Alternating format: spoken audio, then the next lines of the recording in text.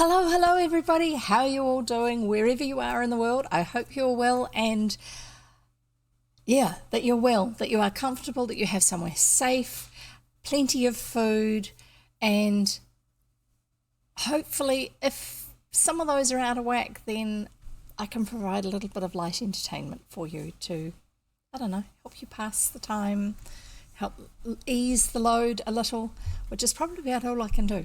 As you can see, today's hair is big. It just is.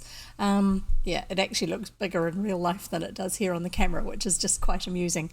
What was I going to tell you about that? Nothing really. I'm still enjoying my lovely collection of, sorry, I'm reaching for them, which is why you can't see me properly. I'm enjoying my lovely collection of coily hair ties, but I decided I'd give my hair a break today because it was damp and it had been washed, and the weather outside is damp, which means that your hair stays damp for longer, and I didn't want to do any damage. So there you go, hair care tips. Come to Jev's channel and you'll get a few. Random. Anyway, I'll just check that my phone is on silent. I think it is. Yes, it's on silent. Yay. My microphone is working. Yay. I'm on the right page on my layout. Yay. I have all of the tabs and windows open that I need, I think, and I've just realized there's one open I can shut because otherwise it's a distraction, and another one because it takes resources, and all of those sorts of things. I'll put up the jigsaw for you shortly, but not just yet. What are we doing? I have my book in front of me. Yay! And on the right page, and I've got it on my stand. I've got my phone on its stand, showing me the things that are happening in chat.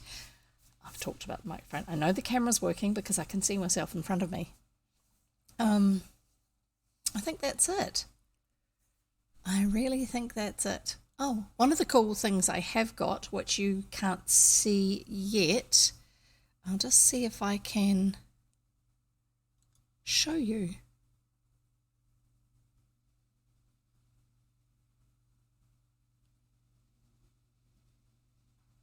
Right. Yes, it works. I've got a thing where I can highlight the text and show you what it says. I like playing around with technology, in case you hadn't figured that one out. And I can get that out of the way now. Come on, go away. Why are you not going away? It's meant to go away now. How? Okay, that's done all of the others.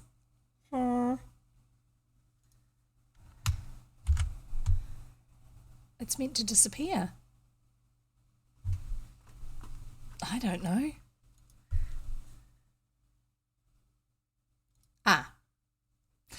There's a button on the actual bit of text on the spare screen, and I didn't see it. Right. I might as well just say hi and explain who I am to everybody. First of all, I'll say hi this way. There you go, there's a little bit about me. Hi, I'm Jev. I read old children's books, such as this old children's book that we are currently, as you can see, it's quite old.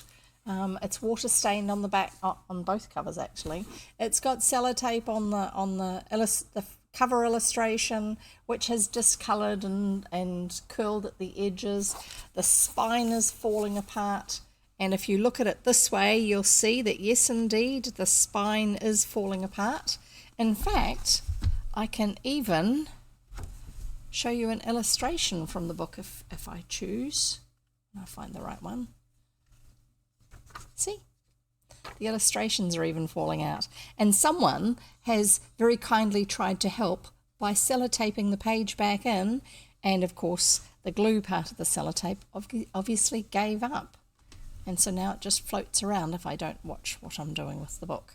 So yeah, I read old children's books. Why? Because they're there. In our house they are anyway. And also they're online if you go to Project Gutenberg, which I shall give you a link for. Project Gutenberg is a great place for going to get public domain books to read, and they're free. There are public domain books that you can get through places like Amazon.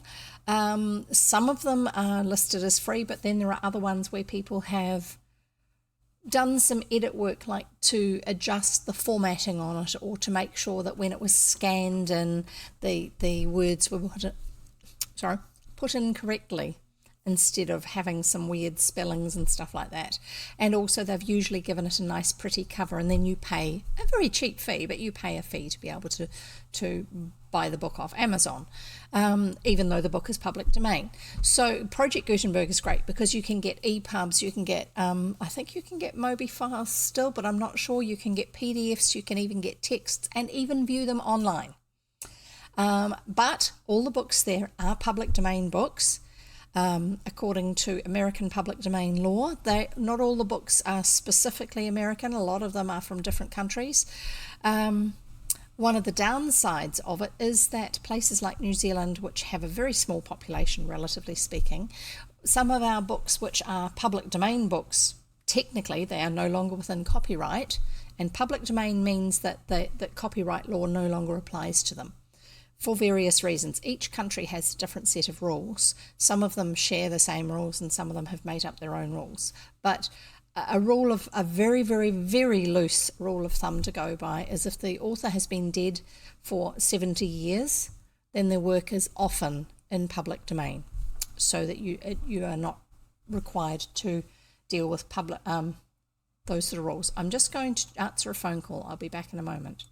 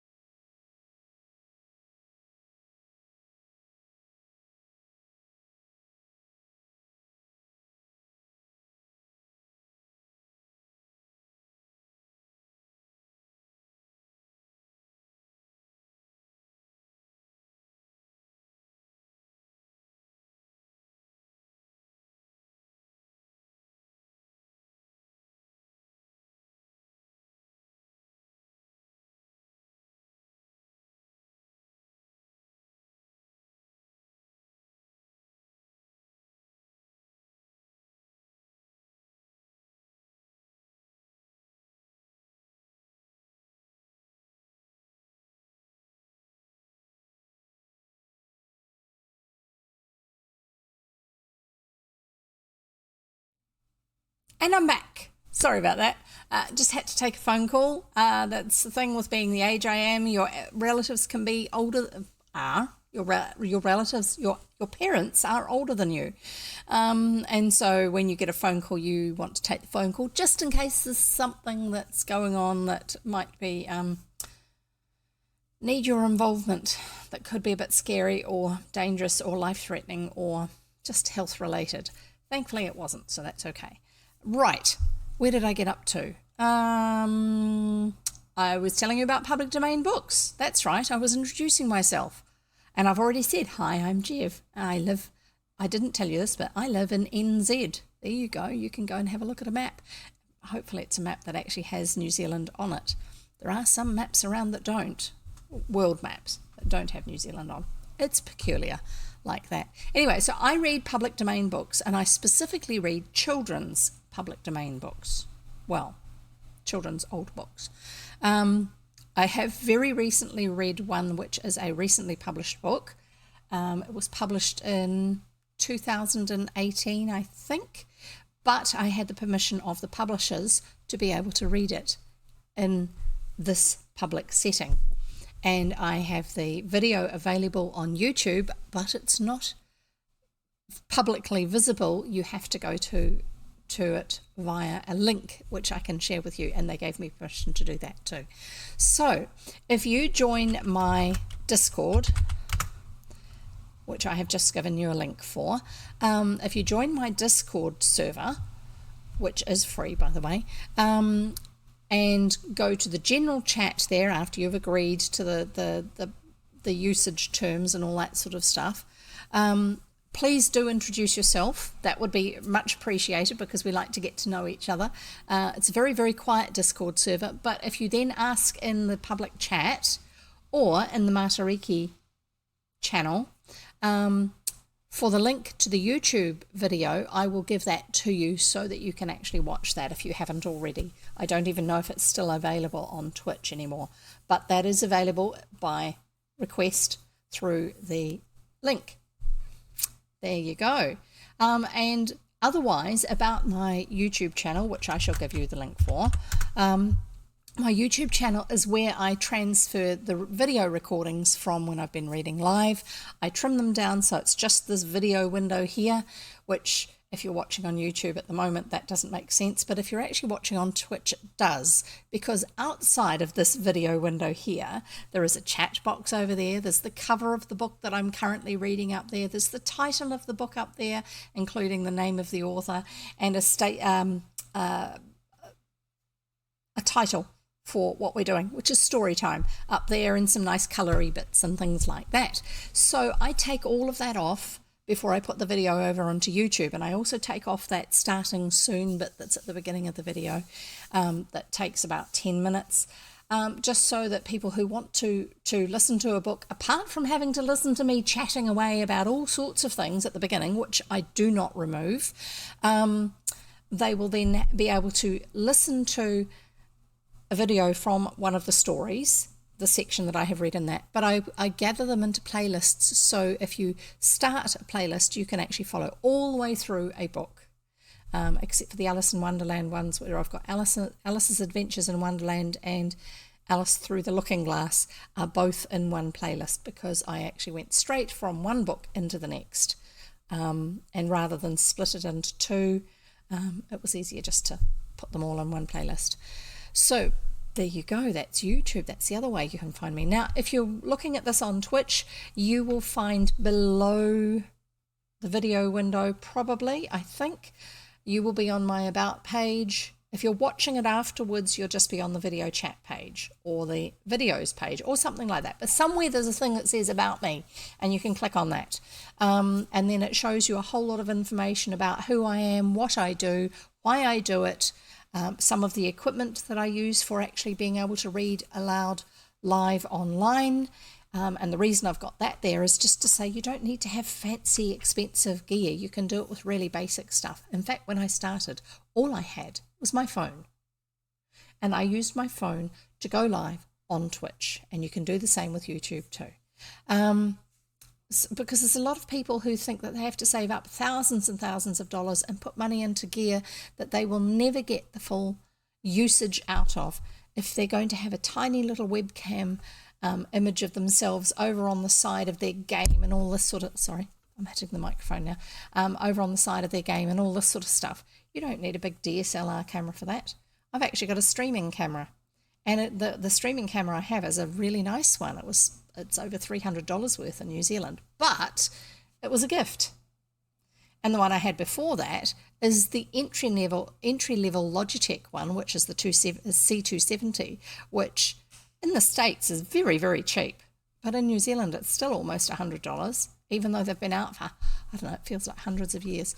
But that was also a gift. Otherwise, I would have still been doing this on my phone. And I have done it on my phone when I've been traveling, since I got a better setup. So yeah, that's why I have that sort of information there. But also on my About page, I have a thing that talks about codecs. Now I'm pointing to the bottom right hand corner of my video screen, because I am pointing to the logo for Codex, which has my name under it. And Codex is a group of people who read public domain books live on Twitch. And In the section on Codex, I say a little bit about Codex in general, but I also have links to all the different Codex readers that are current in our group, all the links to their Twitch channels. So if you like having people reading you stories, then please go and visit them. Use those links. I mean, I don't get anything out of the links, but it's an easy way to find them. Use those links. Go and see who's live whenever you want, and follow them. And if you're into doing subscriptions, subscribe to them too. It really encourages readers to keep reading, to know that they are appreciated for what they're doing. And don't forget to follow me here on Twitch too, if you've just found me through searching rather than actually having Twitch tell you that I'm online. Same goes for YouTube. If you find someone that you like on any of the streaming providers, YouTube, Twitch, whatever, use whatever their system is for being notified that when they go live or when they've put a video up. So on Twitch, that is a follow, which is a little heart icon that's underneath the video window. If you're on YouTube, it is subscribing. Both of those don't cost you anything. It doesn't cost you anything to be a member, and it doesn't cost you to actually subscribe or follow. Subscribe YouTube, follow Twitch. You can actually then go and put some money towards somebody, such as on Twitch, you can pay for a subscription to their channel. If you're an Amazon Prime user, you actually have one free Twitch subscription available for you to use every month. Did you know that? And you can use that on whichever of the people that you want to support, that you wish to, and it's greatly appreciated. I have actually had a couple of people subscribe, and I have to tell you, it's quite a buzz for a small streamer like me to actually get this notification, so and so has subscribed, and it's like, wow, that's made my day. It really has. It's not just my day, it's a lot more than that. So far I don't have a lot of extras for people who are subscribers. I have one subscriber emote. I do need to make some more, because I do have slots available to be able to make more emotes for people to be able to use in my chat. But I do have follower emotes. I have 5 follower emotes, and they are very handy. Oh, and I forgot to turn on my chat, and it's not been mentioned to me in Discord, so that's all right. I'm not ignoring you over in Discord. I shall turn chat on so that those who do want to chat can. Wow, this cool technology. What we can do with it, eh? I knew there was something I was still looking for that was information I needed. Anyway. Hi, Squibble. Great to have you here. Squibble's another New Zealand streamer, and she does artwork online. Fabulous. I'm not sure if it's watercolor or acrylic or anything like that. I don't have art skills to know, but go to Squibble's channel sometime and watch her. She paints live online. So I'm just going to give you Squibble's one. And yes, I am typing it. There you go. There's Squibble's link. I just need to check some information on something else. Nothing to do with Squibble or Q. Hi Q, how are you? Hi Coleslaw, great to have you here. And yes, I just realised that I forgot to turn the chat on, but now we have it. I'm just going to ban a bot. Whoops. And if you are a streamer, look after your community, okay? And when I say look after your community, by that I mean it is your community. So therefore you want to look after the mental and digital well-being of the people who regularly come and spend time with you. And amongst those things is making sure that when you have a bot sitting in your chat, you remove it. Just hit the / ban space and then its username, and type that in and hit enter, and then they won't be able to interact with your chat, which means if somebody gifts a bunch of subs, they are not eligible. They will not get it. It will not be wasted money that somebody has put into your channel. So, oh, that's sad, Coleslaw. I'm sorry to hear that your throat's feeling yucky. Yeah, I hope it's nothing serious and that it clears up soon. Make sure you're getting plenty of rest as much as I'm being the mum here. I mean, I'm allowed to. I've got the grey hair. I've got the kids too. Lots of water. we haven't got to that part of my intro yet, but this is now me looking after the health of my community. Lots of water. Make sure you get lots of rest. If you can, drink lemon ginger tea.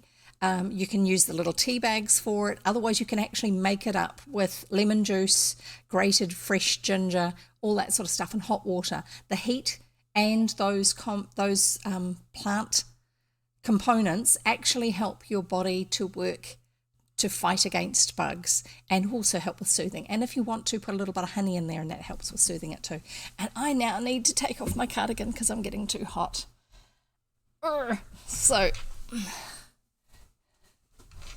most welcome. I'm so glad to be able to share.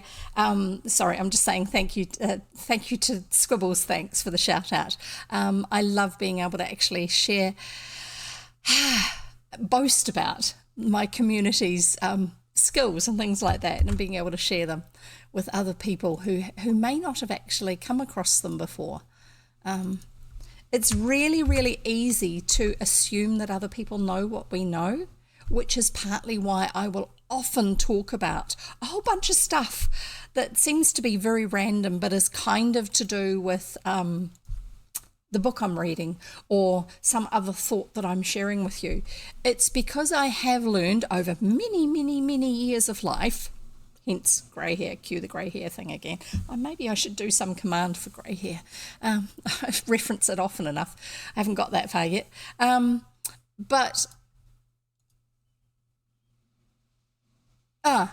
Grey hair, lots of life experience, and so therefore I have actually realised that there's a lot of things that I know that I take for granted, and I found that out often because somebody will be talking about something that they were having an issue with, and I thought that they knew about something and had tried that or done that or whatever to resolve it. So I didn't say anything, and later on I will say to somebody else, oh, did they actually do that or not? And the other person will say, what? I've never heard of that before. And then they'll tell the first one and they'll try it and it worked, or it made a difference, or it helped or something. And I'm like, should have known. So now it's just like information, have some more, just one for you and one for you and one for you. Anyway, so I'm just going to give a few more shout outs here. So we've also got here, as I've already mentioned, coleslaw, also known in this channel as Q because of the way they spell their name. Not streaming at the moment, currently here listening to the stories. And we also have, I should probably tell you a little bit more about some of my community, just because I kind of know a little bit about some of you. Partly because I read up what people say about themselves. If you're a streamer and you haven't filled in your about section, if you've only done the very first little bit and you haven't put anything into your panels area, you're missing out. There's a lot of people who decide who they're going to follow and even subscribe to by what you've put there. So get it looking nice and spiffy. And if you are not a streamer but you are just a Twitch user, fill in some of that bit of information as well, because then we will know that you are not a bot, you are a real person, and we will welcome you with open arms instead of trying to get rid of you. PSA, public service announcement for today. So I'm going to read to you what Q says on her about page. Just a girl who used to be a top 500 in Overwatch. Wow, that's impressive. And who now plays competitive Apex Legends, current masters. If you want to learn more about Apex, hang out and watch other games to be played casually. This is the place to be. There you go. It's ongoing. Your about page is an ongoing project, really, is the way I view it. So I've done a whole lot of graphics for mine a while back.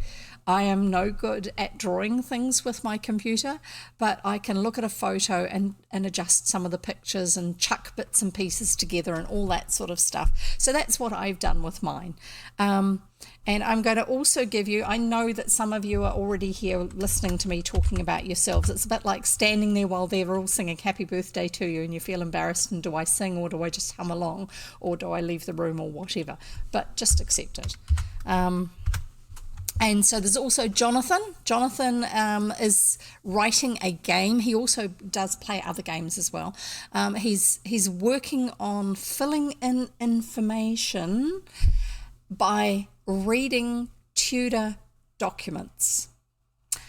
Often they are letters, sometimes they are court documents, and a whole bunch of other things like that, filling in all this information in his head and also pulling it together with other stuff as well, to put together into this game that is set in real history.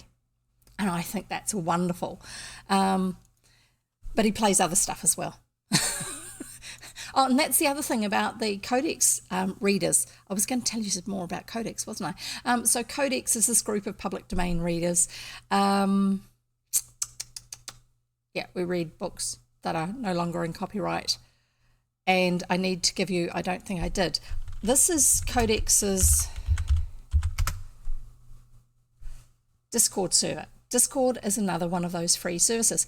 YouTube, Twitch, and Discord are all services where you can pay to use them, but you can use a very big chunk of them without even having to ever consider paying. It's just like a bonus extra bit of stuff that you can get if you decide to actually pay for the service as well. So Discord is kind of like a smoosh up between old-fashioned bulletin boards or forums, whichever terminology you want to use for it. They actually are different, but kind of not that different. And kind of a little bit of one aspect of Facebook. So when you join Discord, you give yourself a user ID, blah, blah, blah. You can't just randomly wander around and find things that you want to join to be part of. And I've just realised that Jonathan is streaming me. Thank you, Jonathan. That's wonderful. Only because I actually had my thing open on my checking out tab on my browser was open on Jonathan's page while I was checking that I had the right information. Anyway, so what I was going to say was the Facebook aspect of it is where to engage with somebody or organize a group, you need to specifically join it. And so on Twitch, people will share their Discord server link. And that's the only way you can actually get into their community that's on Discord. So I have a link. I need to find the correct one because the one that I had shared previously turns out wasn't working. And I'm just going to find it down here. And I'm going to see if I can figure out how to give it to you, the correct version. No, not that one. This one here. Copy.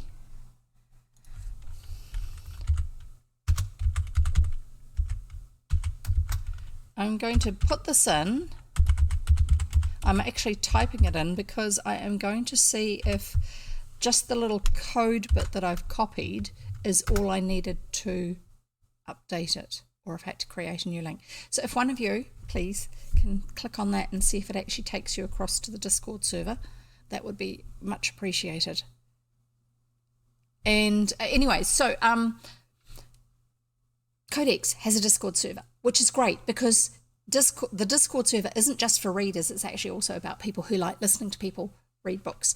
And they have a book club. We had a book club get together online last Saturday. And it's a once a month sort of thing, although it's going into summer holidays for the Northern Hemisphere. So we are taking a break until September. But other than that, it is actually the actual server's still there. It's just we're not doing book club at the moment.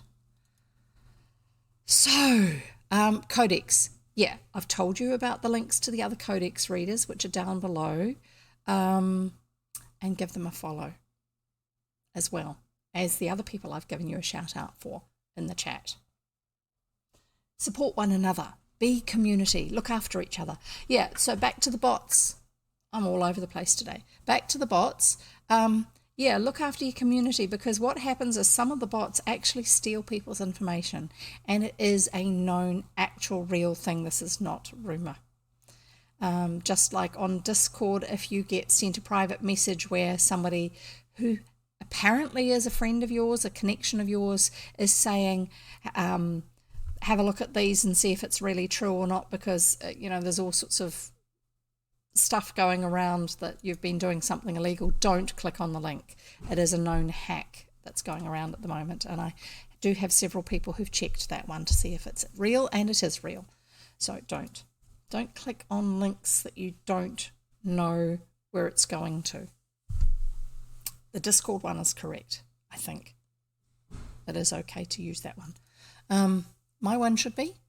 I'm pretty sure the Codex one is, and I've mentioned Codex repeatedly. Right. What else for new players? Old phrasings. I'm just going to get my cheese out of the way. I need to have it handy. Right, so I do have 3 tips. Jonathan doesn't have to panic. I do have 3 tips. First tip, make sure you have something to drink handy. I always have water because it keeps your brain and your body working really well. I also have, this is my other drink. This is my coffee. Just to show you it is real and it's not just faking it. Tip number 2, something to snack on. So I have plastic cheese, we call it, because it's wrapped up in plastic and it's processed. I also actually have some cheese and crackers. Cheese and crackers. And I even have a little sharp knife so I can cut the cheese when I'm ready to. Not that sort of cut to cheese, Anyway, so soft cheese I've got. What have I got today? I've got Brie, Galaxy brand Brie cheese. Lovely white cheese on the outside and lovely and creamy yellow on the inside. And yummy with water crackers. Very noisy though, the crackers. So that's 2. Tip number 1, drink. Tip number 2, snacks. Tip number 3, somewhere comfortable. This is the prop. This is my, oh goodness me, got to get the angle right, my purple flocked cushion. It's a great way for me to remember. So get yourself somewhere comfortable to sit or lie or stand or whatever is your thing, unless you have to work or study or do something else, but you're still listening, that's okay. I don't have a problem with that. And that reminds me, you can use the lurk command if you wish, which is ! lurk, L-U-R-K. That was a hard one, wasn't it? So if you wish to lurk and let me know that you are still there, but you are listening, you're most welcome to just put the lurk command in. It will acknowledge that you are going to be lurking. And then I also know that you're happy for me to mention you, because you have said your name online by saying that you are lurking, basically. That's the main reason why that I have the lurk command, is just so that people know that they can let me know that they're still there, but they're not necessarily going to engage in chat, and they're happy for me to just sort of mention them in passing if it's appropriate. I think I've covered everything. Is there something else I was meant to say? You're all, my regulars are welcome to jump in and remind me of stuff if I've forgotten. And yes, the bot is gone now. Yeah, bots really aren't a good thing. I haven't been raided by bots, but I've been watching games on someone else's channel when they've been raided by bots. It's not nice. Sometimes they will just fill up the whole of the chat on the channel with spam postings. Sometimes it's with links. Sometimes it is trying to get support over on someone else's channel because somebody has told them that if you create a bot and do this, then you'll get more followers and then you'll get to affiliate or partner or whatever. It's not true. You won't really, not long to.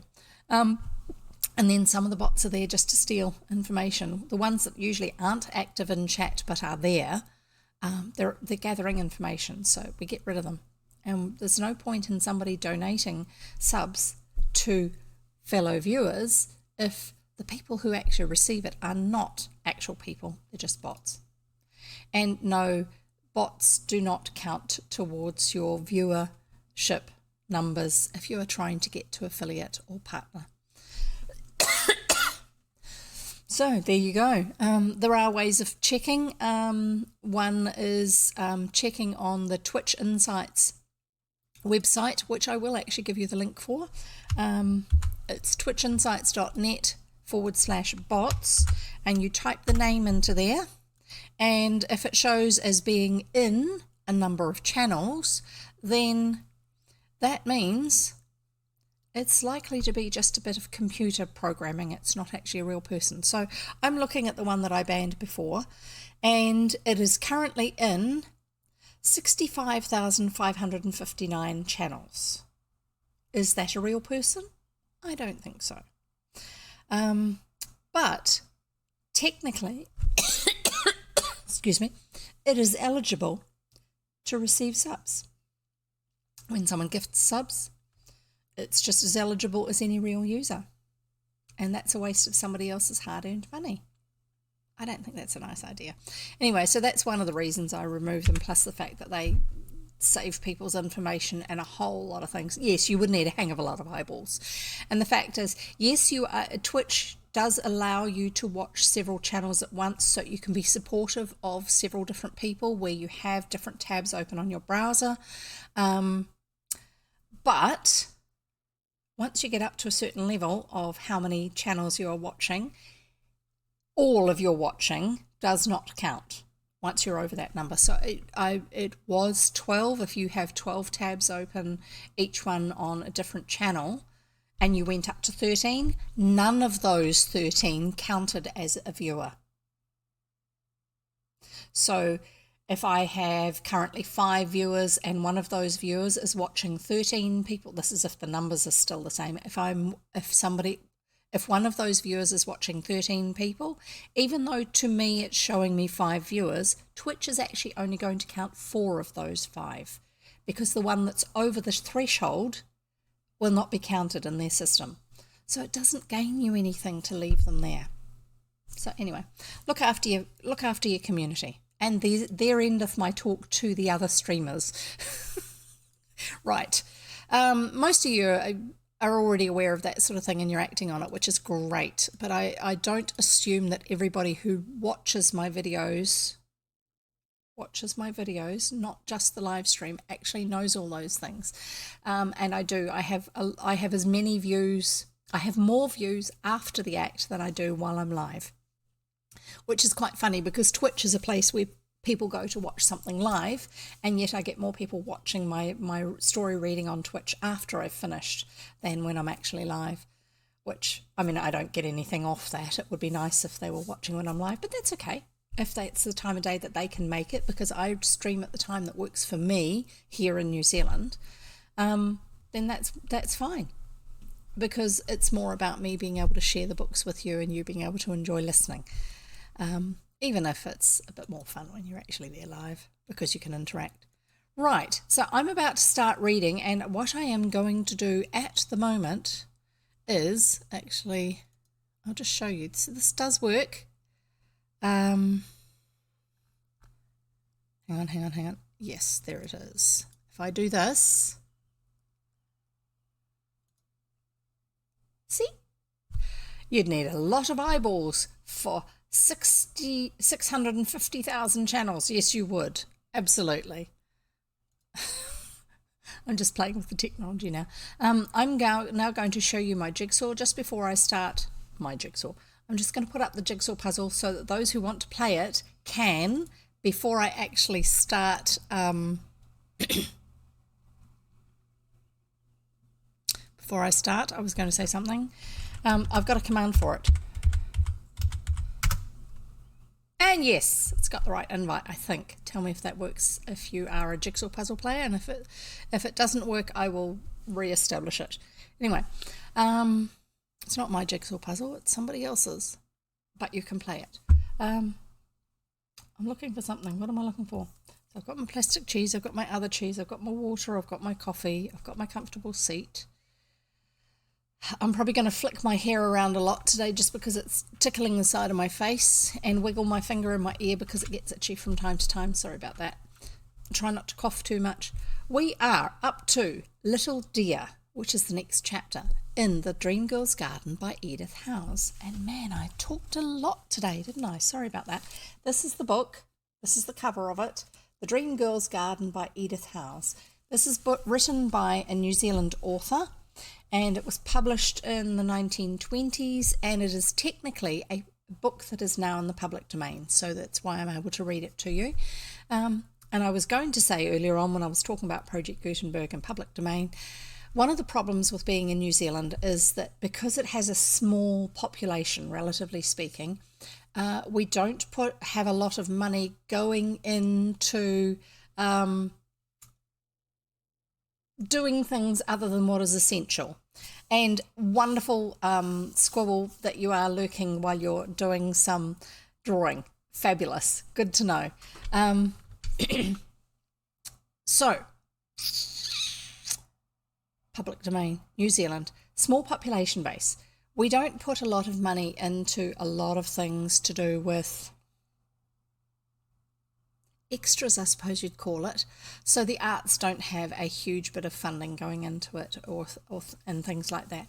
But that also means that stuff that we have as a nation created in the past years, unless it's considered to be specifically important, we don't put a lot of money into retaining that.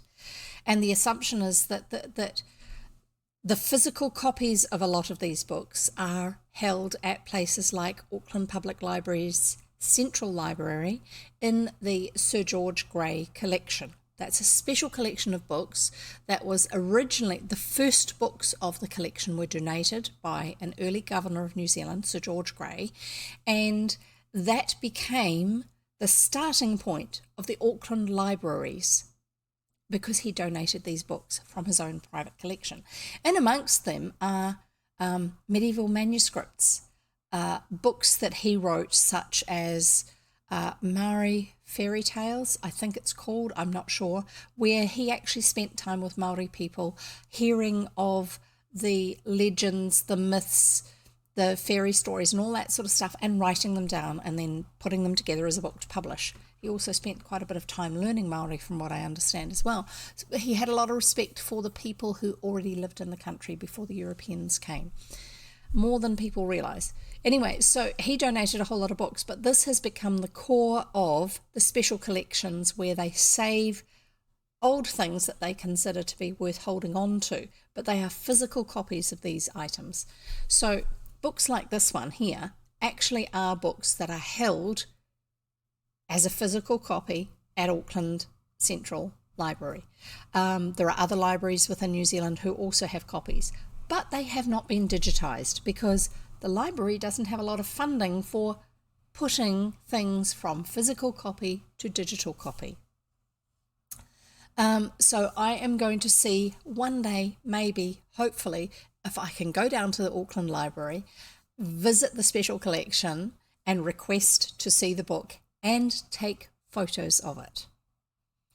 Because there are a couple of books by this author that they hold, which it's the only way I'm going to be able to get a copy of it. It's not the same quality as doing it on a proper scanner, and they have to do it with special scanning equipment, so the high exposure of light that the books are getting is not going to break down the pages too quickly. And sometimes that's why they actually delay things, because hi Aunt, great to see you here, great to see you. Sometimes they delay starting those projects because they know that technology is going to improve, and so therefore there will be safer ways of doing things. It's like with some crimes having happened, they have saved DNA samples from crimes, knowing that even though we have DNA analysis that can be done now, it may be better in the future, and so they will actually analyze some now, but they will also save enough that they can analyse it again in the future when they have much better technology available to give them better information. So it's kind of like that with scanning books and things like that. They come up with better ways of doing things along the way. So, yes, Jigsaw, it worked, I think. Let me know in the chat if it's not actually working for you, and I will do a new version of it. But that's okay. Right, so digital copies, I will eventually have them, but they're not available currently. Oh well, that's the way it is. Going to start reading now. So we are reading The Dream Girl's Garden by Edith Howes. Yay, the puzzle's working. And we are up to the chapter called Little Dear, and this book does not have chapter numbers, which is why I will not be reading them out to you. Here we go. Little Dear. Children are so thoughtless, said the gentlest one. Now, the gentlest one is the one who has a special garden where she raises the baby fairies, referred to as fairykins, in case you had forgotten that. Or in case you hadn't actually heard that before because you are new to this stream that I do. Right. Children are so thoughtless, said the gentlest one. Pip, I shall put Little Dear in your charge. Now do look after her well. She is very timid, quite as timid as the gayest one was when she first came into the garden and was called Little All Alone. But you are strong and kind, so take care of her till she learns to know you all, and see that she is never sad or lonely. And whatever you do, do not let Nim worry her. Nim's this rather nasty fairy who seems to think it's funny to cause pain to other fairies. And he had a bit of a ducking in the pond, but I don't think he's learned his lesson yet. Not entirely. We shall carry on. Nim shall not come near her, Pip promised loudly. Don't you worry, gentlest one. I will watch over your Little Dear and never let her out of my sight. She is a sweet fairykин, and I love her already. Don't you worry. Everybody in the garden will love her. And as for that fellow Nim, if he speaks to her, I will punch him. I don't want you to punch him, said the gentlest one. I want you to take charge of my timid fairykin, so that he shall have no chance to tease her or do her any harm. That is all. That I will certainly do, Pip said solemnly. I rely on you, said the gentlest one. Come, Little Dear, she called. Here is Pip, who is going to be your friend and play with you every day. Put your hand in his, for he will take care of you here. We must return to our spring garden. So the gentlest one has come to the Dream Girl's garden to introduce Little Dear and get it set up so she's safe and cared for and gets introduced to everybody. Right, here we go. Little Dear had come running from a group of playmates at the gentlest one's call. The babies and fairykins had been spending the day in the Dream Girl's garden, and she was to remain there because she was now old enough. She was a golden-haired, shy-eyed fairykin with the sweetest smile Pip had ever seen. She put her hand in his. I like you, she said softly, peeping up at him through her lashes. We shall be good friends, and I will take care of you and teach you all of our games, said Pip. But now came the parting with the gentlest one, and suddenly Little Dear felt the sadness of it. She clung round the gentlest one's neck and would not let go. I can't stay here without you, she cried. I can't. Pip will love you, said the gentlest one, stroking her hair, and I will come tomorrow to see you. We will all love you, said the other fairies, crowding round her. So at last she was comforted and was able to wave goodbye to the gentlest one, though the tears hung like diamonds on her lashes. Come, said Pip, you shall have the prettiest fairy bower that was ever made. Everybody must help, so that it shall be ready by sundown. That's a splendid idea, said Perlican. I know a beautiful corner, close to my room. Come and see it. She led them to a spot where a trailing rose hung over a laurel bush. Ooh, that would be lovely. Trailing rose. In there was a natural room with an arched roof and a floor of smooth, broad leaves, because the laurels have smooth, broad leaves. Now, when we lived in England, we had a laurel hedge. It's related to bay laurel, but it's different, and it's not a safe food one, but it has leaves on it that are sort of like this big and shiny green, and it's often used as a large hedge, where you want a chunky looking hedge rather than something which has small leaves like box. I'm just remembering it, sorry. In there was a natural room with an arched roof and a floor of smooth, broad leaves and latticed walls of slender hanging sprays through which one might gaze at all the world around. The very thing, cried Pip. No place could be better. And yes, you can hear the rain. outside. It's on the roof up above me, and if the wind picks up, it will be hitting the chimney, which is 2 meters away from me, just over there. It's a metal chimney, and you will hear it in my microphone because there's nothing I can do about it except for lean closer and hope that I speak louder than the rain. Anyway, we'll carry on. Everybody set to work at once. They made a carpet of many-hued geranium petals and fine threads of green stem bark, woven together with a spell that should always keep them fresh and fragrant. They hung the walls with spider silk curtains that could be drawn together at night, and in cold weather they swung a sleep hammock of caterpillar silk from the roof and heaped it with pillows and quilts of white rose petals stuffed with thistledown. It sounds very nice and comfortable, but the noise of the rain is getting louder. They made fairy tables and chairs and cupboards of the shiniest things they could find in the garden, bits of polished wood, clear hard gum from the cherry trees, red and purple stems. Then every fairy brought from home a gift for the new room, a cup of ruby or an emerald jug, jars of royal honey, fruits and cakes on golden plates, a mirror of polished silver, boxes and bowls cut from single crystal, a jewelled vase. By sundown the room was finished, and it was indeed the prettiest fairy bower that ever had been seen. Excuse me.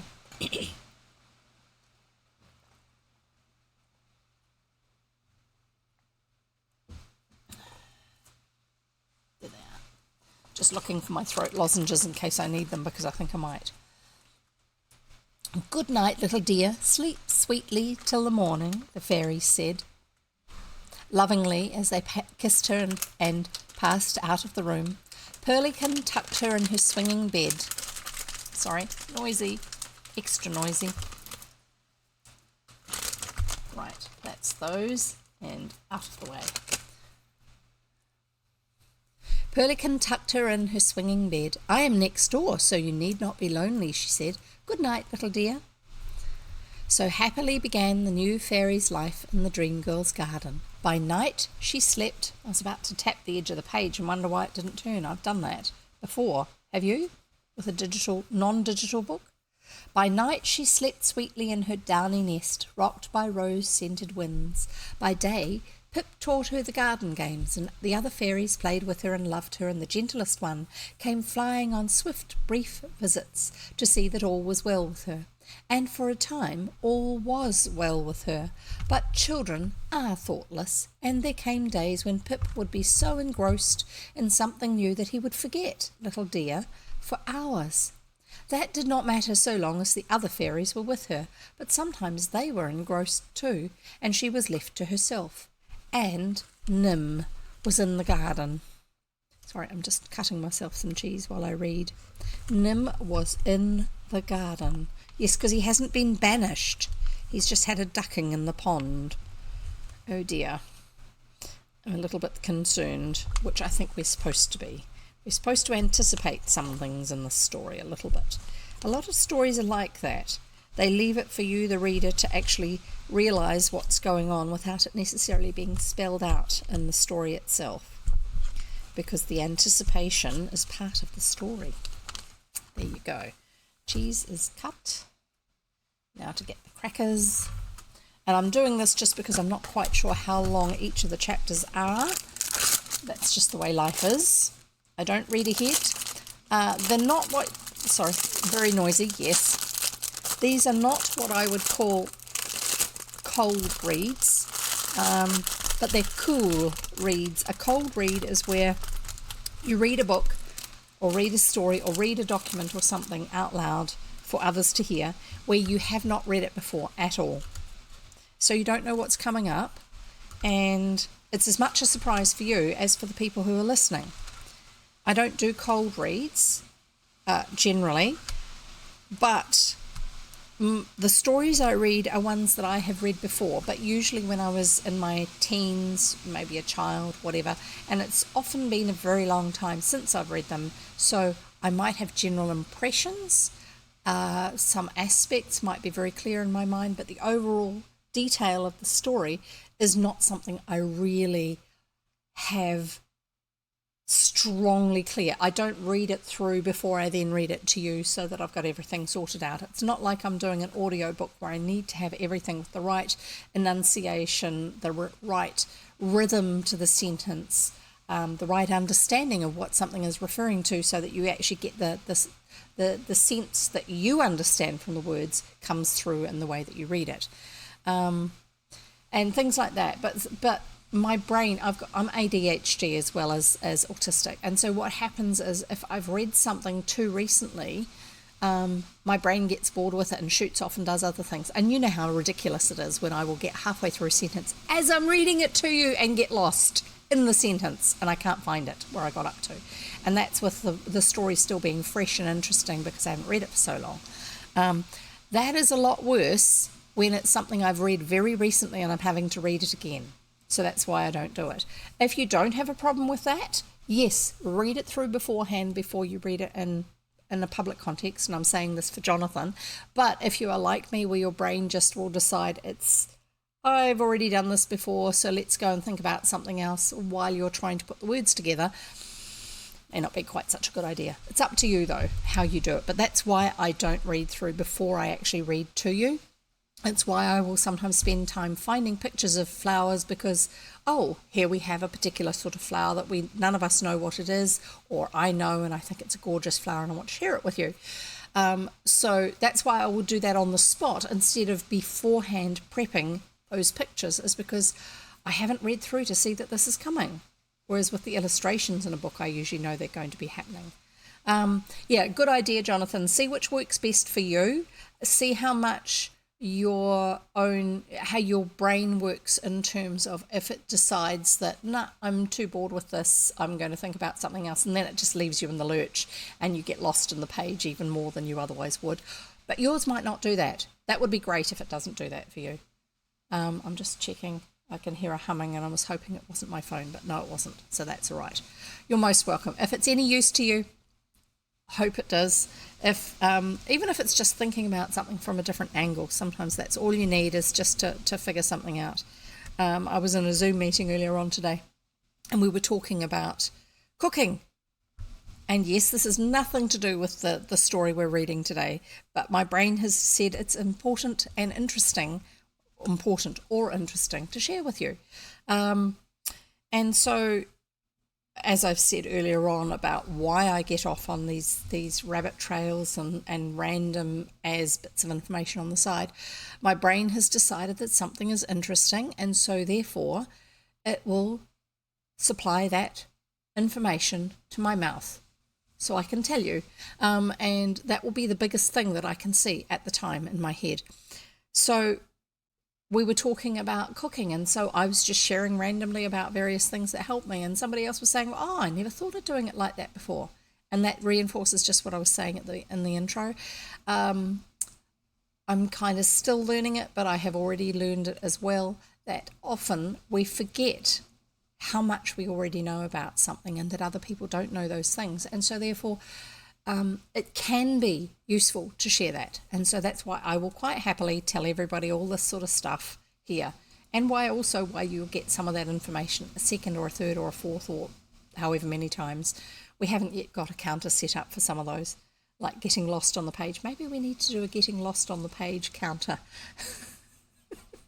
as an extra for my channel. I haven't figured that one out yet, how we would do that. Anyway, we'll carry on reading. So, Nim is in the garden. The tension. Sorry, I got distracted. Nim is in the garden. Perlican came to Pip one day.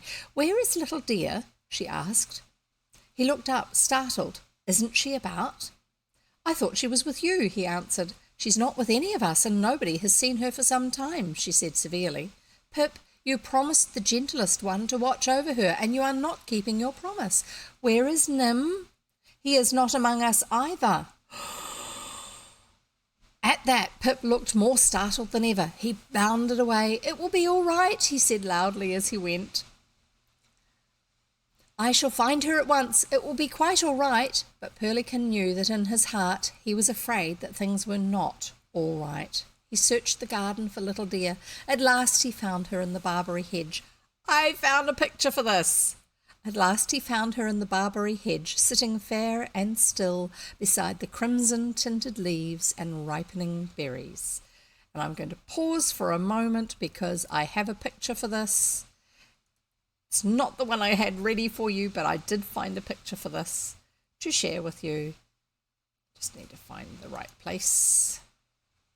Because the main reason why I thought of this was because my eye happened to catch the word Barbary when I was turning over pages to find the right place, and I thought, hang on, we had Barbary in the last one of the last readings that we had, and I wasn't quite sure what they were. So they have these longish leaves. I mean, this is way bigger than they are in real life compared with my hand, okay? So they have a long sort of a leaf like this. It's sort of a long teardrop shape like this, and they have this rose shading along the petals that way, whatever. And then they have these berries, and obviously the ones that she's sitting next to haven't ripened yet, but this is what they look like when they're ripened. In England, they can be used as a hedge, but they're also used as a shrub or a bush. And as a hedge, they would not be a large hedge, generally. There's a wide variety of this type of plant, barberry. So when you read of barberry, that can be what it looks like, but it's not necessarily that particular one. I'm just going to find the actual illustration, which is going to be coming up shortly, which is what I had correctly sorted out. Some things I get well prepped ahead of time, and other things it's just like, not so much. Anyway, there you go. I'm not showing you the next picture yet because we haven't quite got to it, but we nearly have.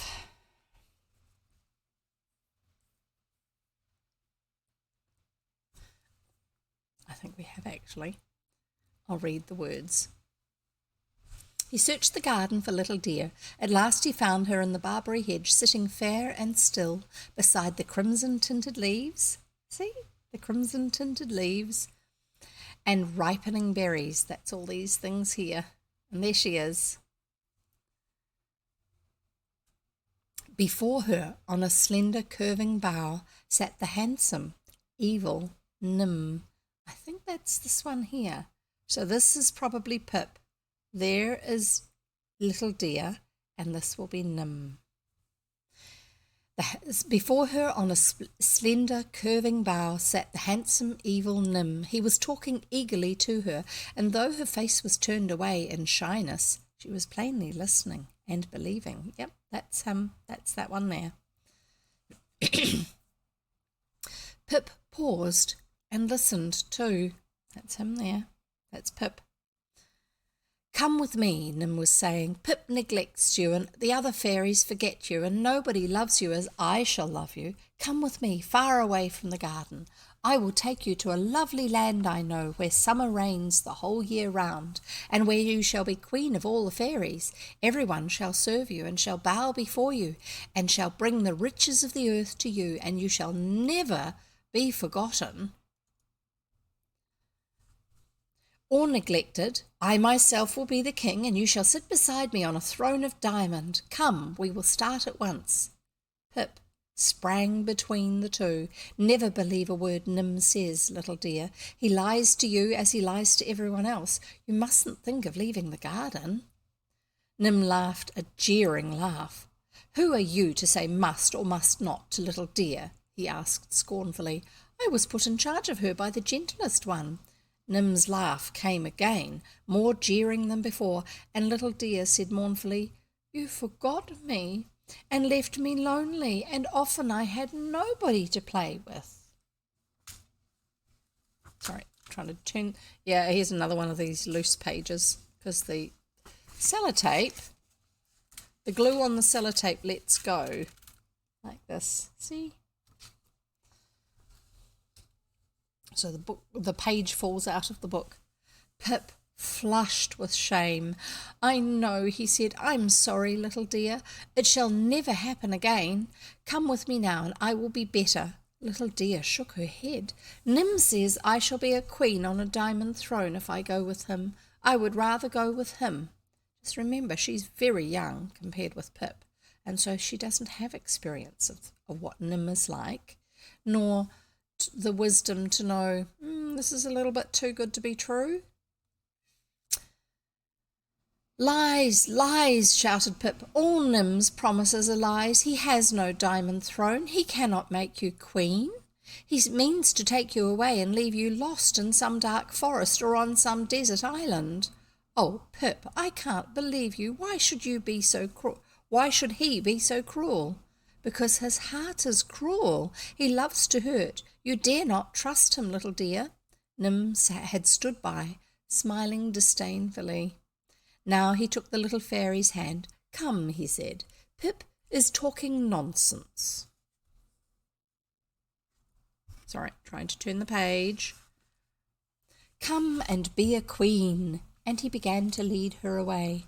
Pip threw himself upon him and held him tightly round the neck and punched him once. I don't think he's selling the idea that Nim's the one who's the bad guy very well, is he? Oh dear. Pip threw himself upon him and held him tightly round the neck and punched him once, but Nim turned, and the two struggled and fought where they hung in the air, while little dear sobbed with fright. The fight went on, now in the air, now through the branches, now on the ground. Sometimes Pip was on top punching Nim, sometimes Nim was on top punching Pip. Then Nim began to do dreadful things such as Pip would never think of doing. He bit and pinched and scratched like a cat. And little dear wailed with horror. Oh, Pip, I won't go with him, she cried. Get up, Pip, and come away with me. But Pip was underneath now and could not hear her for pain and rage, even if Nim would have let him go. He fought on, and little dear flew at Nim and tried to catch at his hands, but he beat her back. Suddenly there came the sound of swift wings through the air. Nim looked up to find the gentlest one above him. She said no word, but hung there motionless, gazing at him with steady, sorrowful eyes. Under that gaze Nim rose and shivered and slunk away without a word. Then Pip picked himself up, and little dear rushed into the gentlest one's arms. Tell me all about it, said the gentlest one, and between them they told her. She listened gravely. I knew something about it, she told them, for Pearlican had followed Pip in his search, and she heard a little of what Nim was saying. She came quickly to get my help, for she was afraid of Nim's words. She met me on the way. I was coming to see that little dear was well and happy. She drew the fairykin close. I will tell you a story, she said. Long ago, in another garden, far over the land, I was a tiny fairy like you, young and innocent. There, Nim came to me and said the same things that today he said to you. I should be a queen, he said, and all the riches of the earth should be mine if I would go with him. There was no Pip to take care of me. And I was foolish and believed the evil Nim. He took me from my friends, calling them false and cruel ones, and he led me far away into a desert land where there was no help for me, nor any beauty. There he left me, desolate and alone. Somehow I found my way back at last, after many wanderings. But because for a time Nim had destroyed my faith in every one, I had in my wanderings grown up. Never again could I be a child fairy, playing happy games in the garden. Little dear, that is what Nim would have done to you. He chuckles at the pain of others. How dreadful, sighed little dear. I did not think that anyone in all the world could chuckle at the pain of others, gentlest one. I will never listen to Nim again, and I, said Pip, will keep my word more faithfully. That sounds like a good idea. That's the end of that chapter. I shall start the next shortly, but I'm going to have something to eat and drink. What about you? If you need to, now's your chance to go off and get yourself something to snack on and something to drink. Whatever it is that you do. Yes, lurking. Lurking's good too. Wonderful.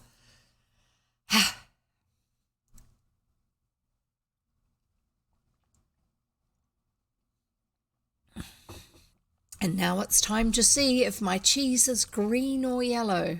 Yay! It's yellow. I have a green screen behind me, which means that's why you see this picture here and why I can point to illustrations up here and my hand will be in front of the picture. It's called using a green screen color key technique. It's just something that the technology does for you. Thankfully, I don't have to figure out how to make it work. I just need to use it. But one of the amusing things is that yellow cheese sometimes is seen by the computer system as being the same color as my green screen, and so therefore you will see whatever the picture is behind me in my cheese. So I'll show you why I think this is funny. I'm going to turn off my green screen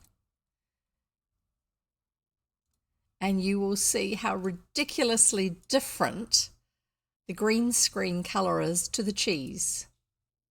Do they look the same? I think not. And even when, yes, I don't actually look quite so pale as what that picture was, but that's just the raw from my camera's send information that comes through. I usually look a little bit more like what I've got here. Yes, they are a little bit different to each. No, that's not what I was going to say. So yeah, to me that doesn't look anything like it, and yet for some strange reason the green screen sometimes sees my cheese as green. I'm going to eat it now anyway.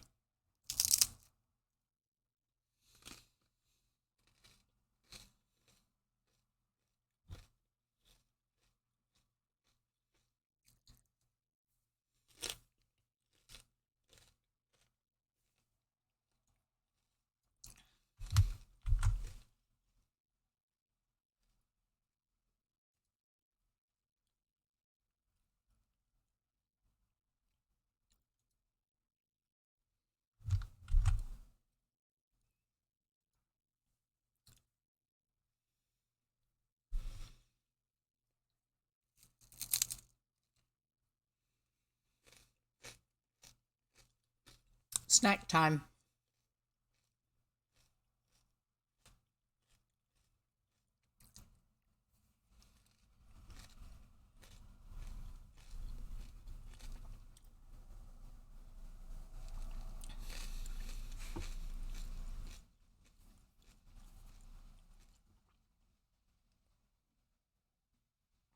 Yeah, I'm sure you can hear me chewing, but it doesn't really matter.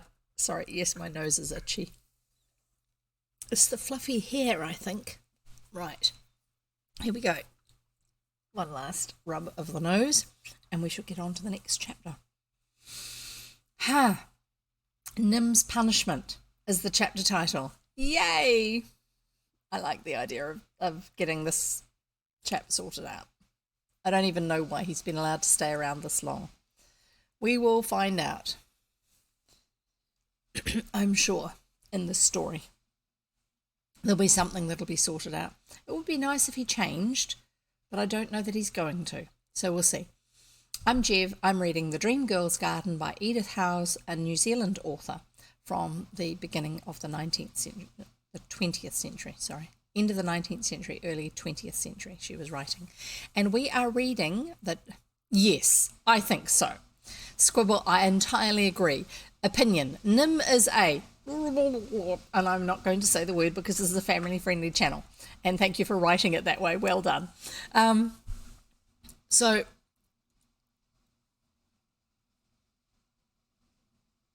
I'm going to read it. How about I just read it? My brain just totally went blank. That does happen from time to time.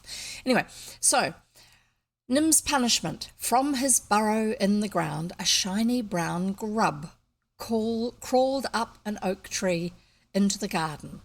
Yes, I think we're all of this opinion. This author has done incredibly well with writing a distasteful character that we all want to have dealt to. So we will find out how the fairies deal to a distasteful character, shall we?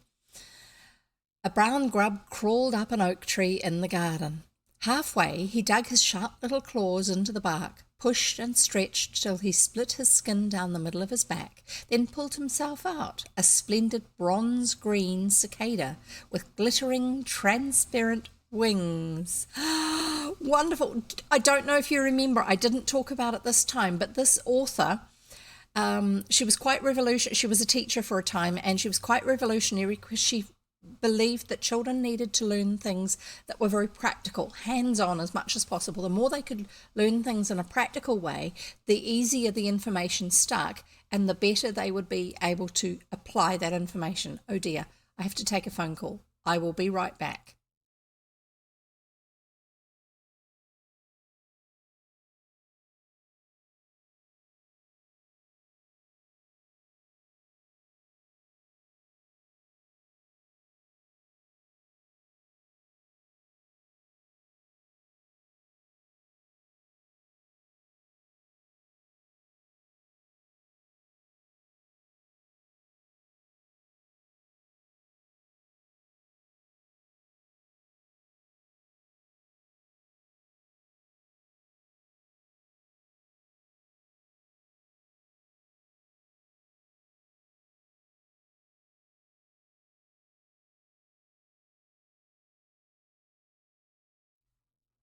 And I'm back.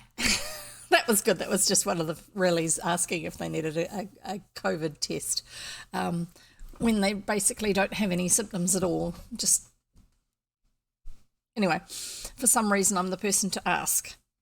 I don't know either. Anyway, we'll get on with it. So I was telling you about this author. This author was originally a teacher, and she taught children. She taught also at a girls' school, but her understanding was quite revolutionary at the time because she believed that children, as much as possible, should learn things in a practical manner, because then when they learned other things, they would understand how to put those things into practice, how to use what they had learn the skills that they had learned, but also the information that they had learned along the way. And one of the things she was quite revolutionary with when she came to writing books was she tried to, as much as possible, use factual understandings of how things functioned. So she wrote a book about how children are born, where they come from. It's called The Cradleship. So she uses euphemisms, she uses fairy tale language, but in actual fact, in some manner, she manages to explain in a way that was appropriate for late Victorian, early Edwardian culture, to actually talk about the fact that children are not brought by storks or found in the cabbage patch, but they actually come from somewhere. I don't even remember what her explanation was, but anyway, apparently in the story, it's not a very big one. In the story, I think it's because the two main children characters' mother is expecting a baby. And I think that's probably the context for why she was explaining it. Anyway, so here we have, in this story, this brown grub crawled up from its burrow in the ground, and it stretched and stretched, and it split the skin on its back and crawled out, and it was a cicada. Have you ever seen cicada shells on the side of a tree or fence posts or anywhere like that? That's what they do. So here she is doing the same thing, where she is using real life, actual scientific things that happen and bringing them into her story. And it's one of the things I really like about some aspects of the way she tells her stories, as she tries to bring accurate information into it. Anyway, we'll carry on. Sorry, I got distracted. So, leaving his empty skin with its claws still fixed in the bark, he walked to the highest bough and there stretched himself in the warmth of the sun. Zzz, zzz, zzz, went the whirring beaters in his gorgeous back, just where the first gleaming ring went round. I think you'd find that at that time that she wrote this, that was the part of them that was considered to make the sound. I don't know if it still is. I don't know how cicadas make their sound. Grasshoppers rub their legs, apparently, I don't know. But there you go, she's already referenced something there.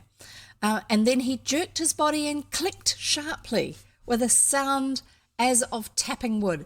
Zzz, click, click, click. Zzz.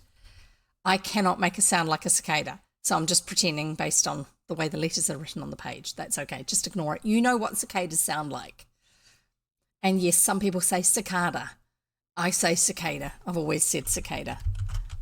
And here you go. There's even the information about me saying things differently to how it's written in the book, or how you might say it. Anyway, Lady Cicada listened on a lower bough. She too had just come up from the earth, and she too was dressed in her bridal clothes. She knew what his song was all about. She knew that he was calling to her. Come here. Come up here, come up where the air is bright and hot. Come and be my beautiful bride. Come, see how I have dressed myself to please you. I am green and golden. I am powdered with silver and bronze. I have rubies on my head and rainbows in my wings. It is for you I am so splendidly arrayed. Come up, come up, come up. Have you ever looked at a cicada up close? If you haven't, then maybe you can look to see why she has described him that way. Sounds very colourful and quite shiny. The fairies heard him too and understood his words. There is a new cicada out, they said. How well he sings. But ill-natured Nim flew with a cunning laugh to meet the lady cicada as she mounted up the tree towards the singer. She climbed up the tree. His face was serious when he turned it to Lady Cicada, and his look was kindly and anxious. Don't believe that deceiving song, he said. It is not true. The singer is not fit for one so beautiful as you. He is not splendid with rubies on his head and rainbows in his wings. He is dull and ugly and stupid. He stood before the lady with the most charming air of frankness, and she at once believed all he said. Oh dear, it was such a sweet song, she said, and yet it is not true. How dreadful of him to try to deceive me so. Now I shall never be able to trust anyone again, for how shall I know whether their songs are true or not? Nim shook his head sadly. Never believe them, he said. Never trust anyone at all. This was too much for the listening fairies. They flew in a crowd round Lady Cicada. The song is true, they cried. He has rubies on his head and rainbows in his wings. He is handsome and splendid, and he waits for you. Go up and see for yourself. Lady Cicada looked in a puzzled way from one face to another, then without a word went on her way to the singer and her wedding. Interfering idiots, sneered Nim, and away he flew to find fresh mischief. Oh dear, because I've got a feeling he's going to find some. The fairies were left with grave faces, talking over what had occurred. Sorry, I'm just looking on the bigger screen at the jigsaw puzzle to see how it's going, how it looks, because I know it's not quite finished, but we're nearly there. Interfering idiots, sneered Nim, and he flew away to find fresh mischief. The fairies were left with grave faces, talking over what had occurred. Nim is becoming unbearable, said Honeybell. If we let him go on like this, he will spoil the garden. I can't think how he can be so ill-natured, Robin exclaimed. Be merry, oh, be merry all the way is my motto, and how can one be merry if one is doing harm? Nim can, for he is different, said Blossom wisely. I think he is like a wasp. He is handsome and polished on the outside, but he has stings in his nature. What are we to do about it? Asked Pearlican. He has caused much harm among ourselves, but we have learned to know him now. The creatures of the garden do not know him as we do, and they will suffer if we cannot save them from him. They are always coming young into the world, and we cannot warn them all the time. Ask the gentlest one, suggested Prickletop, as usual. So they flew over the hedge and away to the garden where it is always spring. Here the gentlest one was giving the fairykins their drinks of dew from jewelled bowls. She looked troubled when she heard the fairy's tale. Nim spoils your happy garden as he has spoiled all other gardens in which he has lived. She said, no place can be good to live in where unkindness has its way. Yet it is hard to think of a cure, for better deeds must come from his own heart. Not just from outside, but he has to make the choice himself. Better deeds must come from his own heart, and that is evil, his heart is. She thought a while. His handsome face and polished manners give him power. She said at last, if everyone could see him as he really is within, they would know his ugly nature and would refuse to be deceived by what he says. Then he could do little harm. I will weave a spell, and I will prepare a bath that shall make his body like his heart.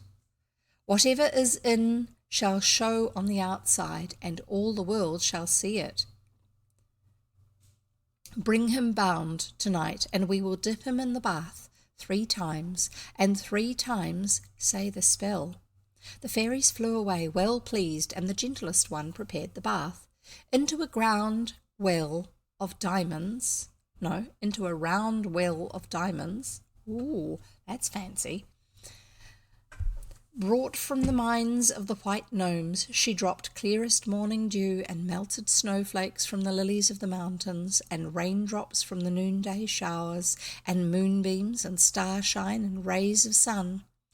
All these she stirred with a lightning flash, and then she wove her spell and said it 3 times round the bath. Yay, the puzzle's done. Sorry, that's nothing to do with the bath, but yes, the puzzle's finished. Wonderful. Would you like another? I'll carry on reading the spell while I give you time to think about that. "Here by the magic's cunning art shall the body show the heart."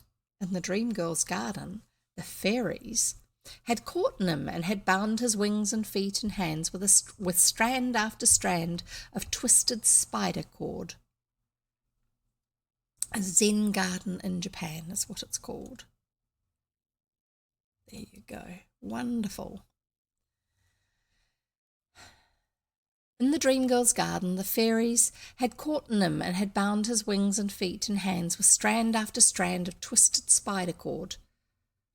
At night, when the moon shone full and the magic power was strongest, they carried him bound to the gentlest one.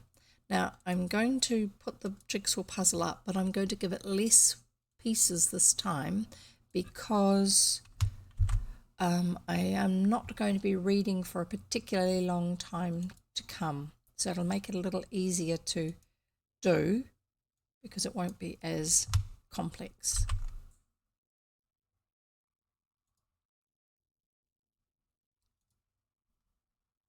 And then we will be able to. So I'm going to give you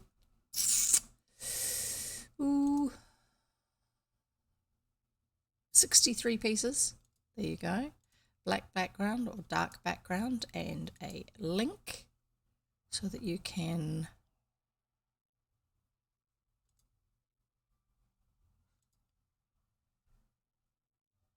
and I shall give you the link here. Whoops, wrong button.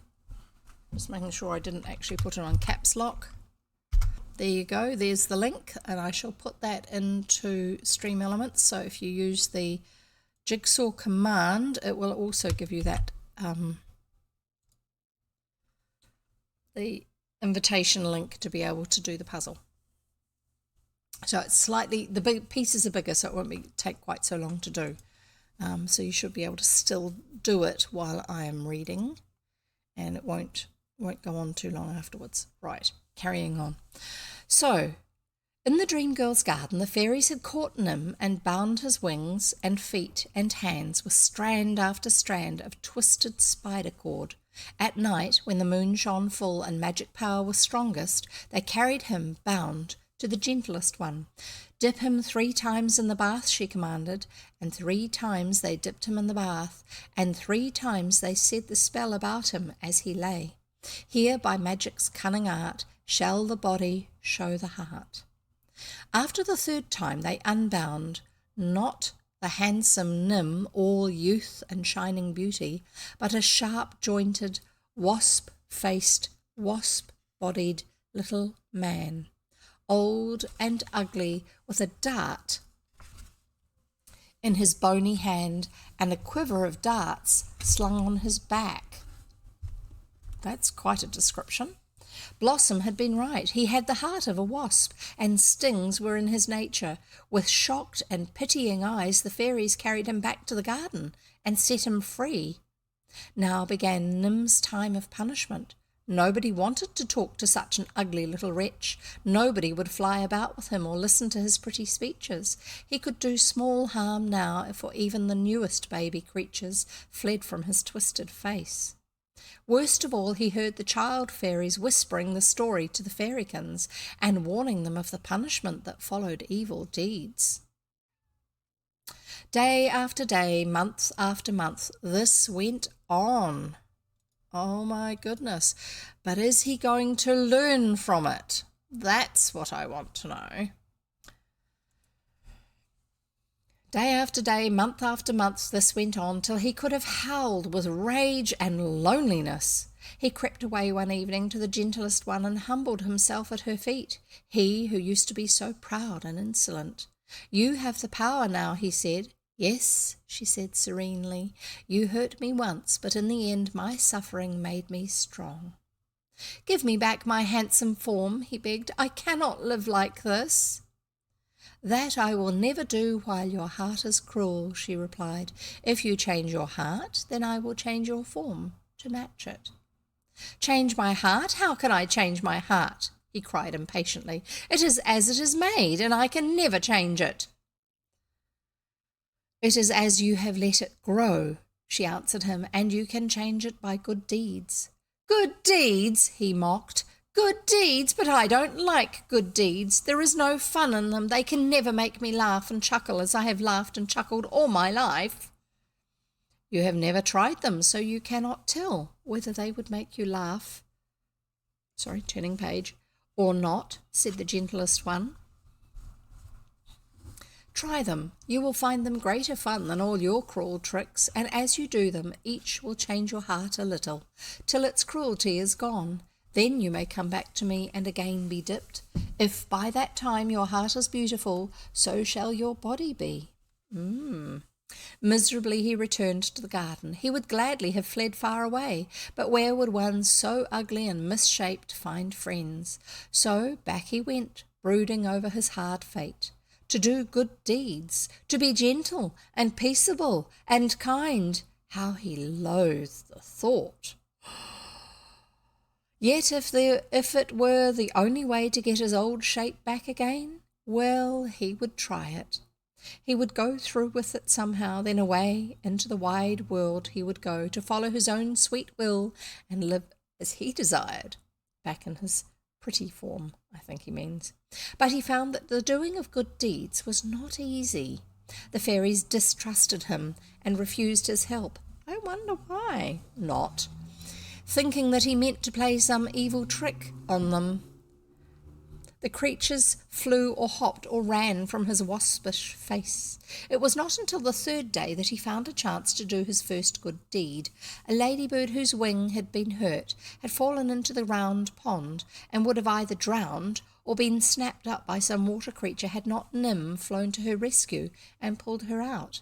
And because she was wet and could not fly, he carried her home in his arms and set her carefully down in her own snug corner of the rose bower. She thanked him gratefully and said, I was afraid of you, but now I know that you are kind. To his astonishment, he found himself laughing with pleasure at her words. A strange feeling of happiness ran through him, as if something sweet and lovely had come into his life. Was the gentlest one right? Was there more fun in good deeds than in bad ones, after all? Certainly he had never felt like this before. As the days and weeks passed by, and he found more and more chances of doing his good deeds, he decided that the gentlest one was right indeed. There you go. Isn't that good? Finally. The gentlest one was right indeed. After every kindness shown, every help or comfort given, he glowed with that hidden happiness that had never been his till now. There came the day when he said to himself, I should hate to go back to the old ways, for they were never as good as these. Cruelty faded out of his heart, and each good deed done made him want to do another. The fairies, delighted at the growing change in him, had learned to trust him once again.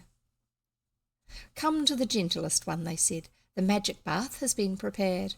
And that night they dipped him 3 times in the bath, and 3 times they said the spell about him as he lay. Here, by magic's cunning art, shall the body show the heart. After the 3rd time he arose, the handsome Nim of olden days, and splendid and young once more. His heart has grown beautiful, and his form is changed to match it, said the gentlest one. I have learned the misery of evil and the joy of good, said Nim humbly, and he thanked the gentlest one and flew home happily to his new life in the Dream Girl's garden. That's the end of that chapter, and I am going to read the last chapter because it's just one until the very end of the book, and it's not particularly long. So that gives you time to carry on with that puzzle too. Oops, bits of broken page falling off into my keyboard. Ah, well. The Two Parties, The Dream Girl's Garden by Edith House. We are reading the last chapter of the book, which is called Two Parties. The Dream Girl and the Golden Girl had birthdays close together, so Mummy gave a big party for the two birthdays. For weeks before the party, everybody was as busy as could be. Mummy cooked, Amper made lanterns and funny toys, and the little girls painted sprays of flowers across the corners of invitation cards. The great day came at last. Now, all of our stories so far have been set in the garden of the house where the Dream Girl lives. We haven't spent a lot of time with her, so I think we started with her. We referenced her at the beginning. We had another chapter which did refer to her a lot more, and now we're going to conclude with her again, but probably with the fairies as well. We'll see. So here we go. The great day came at last. The Dream Girl and the Golden Girl, dressed in their pink party frocks, stood in the hall to receive their guests, and soon there were 70 children playing on the lawn of the Dream Girl's garden. Okay, her lawn is a lot bigger than I thought it was. I thought it was a little one. It is not. Playing on the lawn of the Dream Girl's garden, there were games of all sorts, swinging, sliding down the sliding board. We just called it a slide. Anyway, it was probably a special piece of timber that was used and propped up a certain way, rather than having a permanent thing. Sliding down the sliding board, Black Peter, steps, fox and geese, nuts in May, and ever so many others. So there's a bunch of old games that you can look up. I'll read them again. You can write them down. Some of them I think might be slightly racist, but we'll find out. At the time, it wouldn't have been the family wouldn't have been considered rich, but this is probably upper middle class equivalent. That is beyond what we're used to. But it was an actual sector of society where they had enough money, they lived in a reasonable size, or what they thought was a reasonable size house. We would think it was huge, but not a huge mansion, but still definitely a lot more than what we have.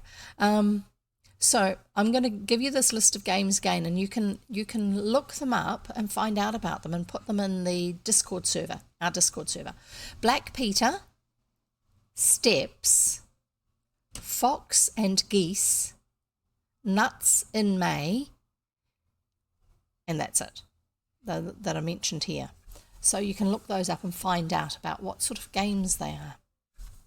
It was a pretty sight, and the fairies were charmed with it. They peeped from their hiding places and watched all that was going on. Children are delightful, they said. It's probably what the girls think about the fairies. After the games, there was the tea, 2 long tables loaded with cakes and jellies and fruit salads and trifles and sweets and iced animals, and a little gold-eyed mouse on each child's plate with sweets inside it. It's probably a mouse made out of sugar, a sugar mouse but done as a shell that then has sweets or lollies or candy, whichever country you come from that the term is used inside it. So in England, they call them sweets. In New Zealand, we call them lollies. And in North America, they call them candy. So there you go. We speak many languages here, as long as they're based on English. Right, carrying on. All the flowers, jellies, icings, creams and sweets on the Dream Girl's table were rose pink. So they had these 2 tables, one for each of the girls. The Dream Girl's table were rose pink. Those on the Golden Girl's table were golden. of course. The two girls sat each at the head of her own table with a beautiful birthday cake in front of her, and the chatter and laughter and bright faces of the 70 filled the great room with happiness. That's got to be a big room to have two big tables in it. Yeah, I think they're a lot richer than what we are. Yes, kind of that sort of rich. When the tea was over, the coloured lanterns were lit, and the children sat in semicircles beneath them. The dream girl came in dressed as a golden fisherman, and with a golden rod she fished in a magic pool, bringing out a present for each child there. Wonderful, the puzzle's finished. Oh, isn't that gorgeous? Staircase in Canada's Butchart Gardens, and it's a picture from Shutterstock. There you go. That's lovely. Butchart, I think is how they spelled it. And I won't put another one up because I'm nearly at the end of the book. Then she and the Golden Girl and the Play Girl sang and recited for their guests and acted a little play in which they were princes and princesses. The fairies saw the whole thing, for they flew in through the open windows and sat among the flowers that were banked high on the mantelpiece and on all the shelves. The dream girl knew they were there, though no one else did. Of course, they had been invited. A week ago they had found an invitation card pinned on one of the rose trees. It had "Forget-me-nots" painted in the corner, and on it was written in the dream girl's careful writing, "Dear fairies, please come to our party next Saturday. All of you, please. Love from Margaret," because that's her actual name. So, of course, they had all come, and they had enjoyed it so much that they were saying, "Now, why don't we have a party too?" "There's no reason why we shouldn't," said Honeybell. "I'll be the mummy and make the cakes and jellies." There you go. That's a bit different, isn't it? "Oh, and shall we have fruit salads too, and sweets and trifles?" said Swift. "Yes, everything the children had. You must all help me. I shall be very busy, you know." "I'll write the invitations," said the lady one. "And I'll be the postman and carry them round," said Swift. "Pearlican and I can make presents if some of the others will help us," said Phil. "I will help you," said Robin. "So will I," said Goldie Top and Blossom. "So will I," said Fairy Fidelity. "I will arrange the games and singing if Flute and Dreamaway will help me," said Bluebell. "Of course we will help you," cried Dreamaway, "and we must have a play too." "Yes, and Prickletop can make up the play, and O'Fay and you can be in charge of the decorations. Those were the Japanese fairies, remember?" said Honeybell. "And Nim and Amethyst and Little Gayest One shall be my special helpers." Soon all was bustle. The lady one wrote beautiful invitations on silver poplar leaves. Her pen was a dropped goldfinch feather, and her ink was the juice of purple berries. The gentlest one and all her fairykins and babies were invited, and the fairies who lived in other gardens near, and the white gnomes, and the golden dwarves, and even the woodlings and the mushroom elves, and the thorn men. The lady one stuck real forget-me-nots across the corners of the invitation cards, and Swift carried them round. He was very important and blew a whistle when he came near, just like a human postman. An English one. We don't have ones that do that. But everybody else was too busy to take much notice of him. The party day came. Everything was ready, and the fairies, dressed in their loveliest clothes, stood waiting to receive their guests. First came the gentlest one and her dear babies and fairykins, each baby carried by a grown-up fairy, because its little wings were too feeble to fly so far. Then thick and fast came the gnomes and dwarves and elves and woodlings and all the other fairy people. The thorn men, being on the spot, came latest of all, in order not to appear too eager. All were dressed in their very best. Even the woodlings were clothed. They had stitched leaves into little tunics for themselves, because they knew that the fairies wear clothes, and that's what you're meant to do when you're in public. Now the fun began. The fairies were determined to have their party as much like the Dream Girl's party as it could be made, so their guests must be taught the human games.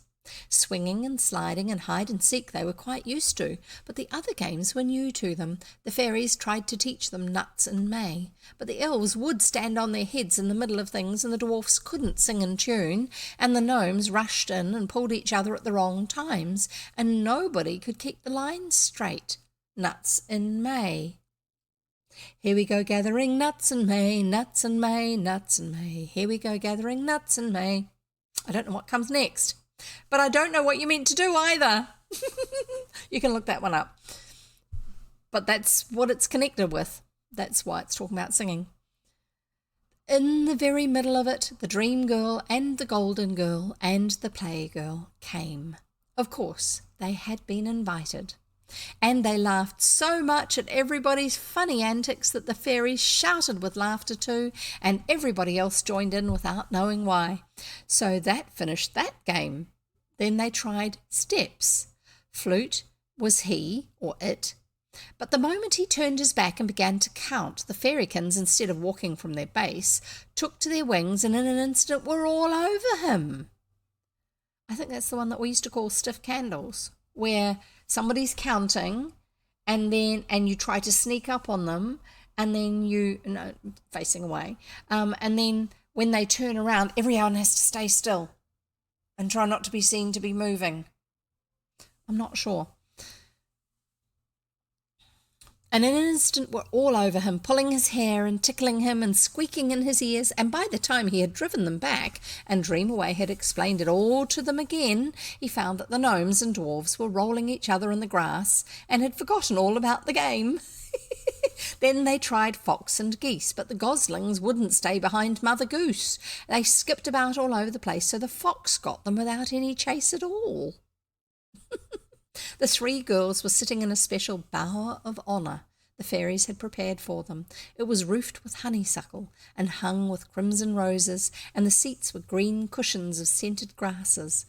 They could see everything from there, and at last the dream girl said to Bluebell, "Won't you let them play their own games?"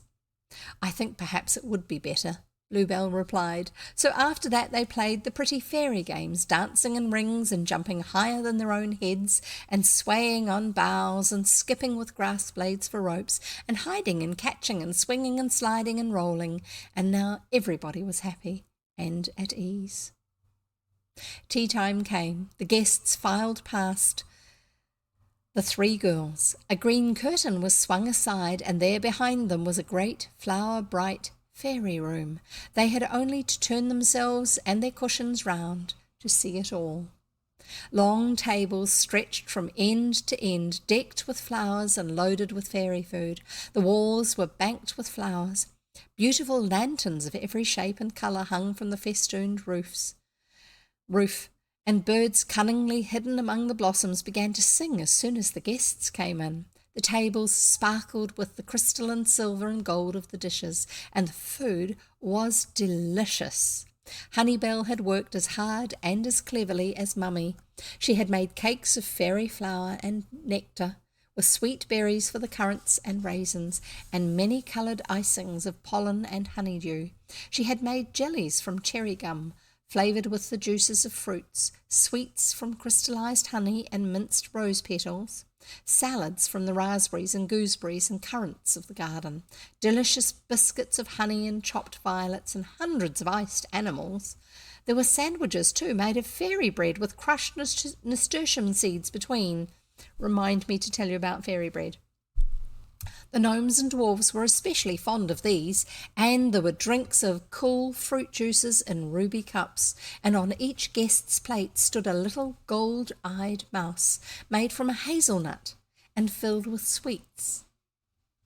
The tea was a great success. Everybody laughed and exclaimed with pleasure, and the girls, eating their share from the heaped plates Nim brought them, enjoyed it as much as the fairies themselves. When tea was over, the tables were whisked away and the lanterns were lit, and the guests seated themselves in semicircles on the carpet of soft green moss. I think that's this sort of way, in semicircles. Then Phil came in dressed as a golden fisherman, and with a golden fishing rod he fished out the most wonderful presents from a magic pool. For the gnomes and dwarfs, because they lived under the hills and seldom came up to see the flowers and listen to the birds, there were little boxes of pressed blossoms that raised themselves when the lid was opened and stood up as sweet and lifelike and as scented as if they were growing in the garden. And there were crystal flasks in which the songs of birds were bottled, to pour forth when the stopper was unscrewed. Oh, that's lovely. I like that. For the woodlings, because they had no real clothes, there were little robes of gaily coloured silk, loose and light and easy to slip into. And for the elves, there were dainty flower petal fans and green leaf sunshades to be used on hot days. There were gifts for all. The thorn men received little bronze-tipped spears and bright swords for defence against wild ants and beetles, and the fairykins and babies each went home with a new toy cuddled in delighted arms. There were dolls and balls and carts and ships and tops and every other kind of plaything, all made of delightful fairy material. Presents for the gentlest one, and the girls came last because they were the best. For the gentlest one there was a necklace of kiss pearls, each pearl made from the enchanted smile of a fairy who loved her more than anyone else in the world. For each of the girls there was a slender wand with a star shining on the end. They are magic wands, said Pearlican, who gave them. So long as you keep them, you will have magic powers, for they are dipped in the silver of imagination and tipped with the stars of children's joy. After the fishing, the fairies acted in Prickletop's play, in which they were princes and princesses, just like humans. It was a clever play, and all the guests wished they could have been in it too. Then the fairies took it in turns to sing or recite, and everybody clapped and said what a splendid concert it was, and they all shook hands with the fairies and thanked them for the charming party, and went home tired but happy. It has been a lovely party, said the dream girl as she left. We copied yours, said the fairies. There you go. That's the end of the book. The last page. Well, there's more pages, but it's not story. It's more descriptions of other books that the publishers sell. Nice little finish to it. I wonder what they'll use their magic wands for. What do you think? Eh? All sorts of lovely things. Fairy bread. That's right. I knew there was something I was going to tell you about. Fairy bread. Do you know what fairy bread is? Yes, I enjoyed it too. Squibble, have you done any pictures with fairy bread in them? I suddenly thought of it. Fairy bread. Now, the reason I ask, for all of you who are not in New Zealand, listeners later on as well as live, we have a children's party food called fairy bread. Now, it's not the fairy bread of the story. Sculpted fairy bread. Squibble says she has made some sculpted fairy bread once. That would have been, wow. I never would have dreamed of that. Fairy bread is a New Zealand children's birthday party food. In the old days when we had very, very simple birthday parties. Now, my children and I and my husband lived for 4 years in England. And while we were living in England, the children and I went to a few children's birthday parties. And so while we were there at the children's birthday parties, we were seeing what English birthday parties are like. They are not like what I'm used to for New Zealand birthday parties. Well, let me tell you that now. So, English birthday parties are very organised. It's probably because of the part of England that we were in at the time. I'm just saving an image so I can show you. Probably because of the part of England that we were in at the time, why they were this style of party. So, you would pay an entertainer to come and entertain the children of the party. Yes, there would be games and that sort of stuff like we had with birthday parties when I was growing up and my kids had. But the big feature of it was the children's entertainer, and it might be a magician, a conjurer. It might be someone, it might be a clown who does balloon art and all sorts of things like this, but you paid somebody to come and entertain the children.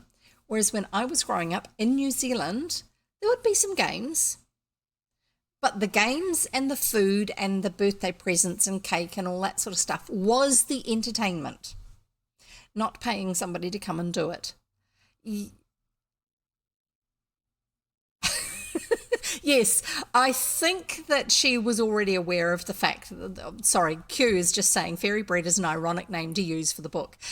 She's a New Zealand author. I'm pretty sure that the term fairy bread in the story, I don't know if they actually had what we now call fairy bread or if that was the instigator of the idea. I don't know which came first. I would think that she was thinking fairy bread in that context would be a bread made with bees, pollen, and various other special magical fairy type things. But it just reminded me of the fact that as New Zealanders we have this. So my kids went to this party, they went to several parties, and there were entertainers that, you know, there was an entertainer and people had to pay, not the guests, the family of the child whose birthday it was had to pay for somebody to come and entertain them. And if it was a clown, a lot of the kids would be like, and sort of holding on to mum and stuff, because kids actually don't like clowns as much as adults think they do. Anyway, so we invited, because we lived out in the country and it was like a 10-minute drive away from the town, which for the people that we knew, very quiet, very conservative, middle-class English, not the moneyed ones like in the story we've got now, but this is like a lot more recent, so a lot less money.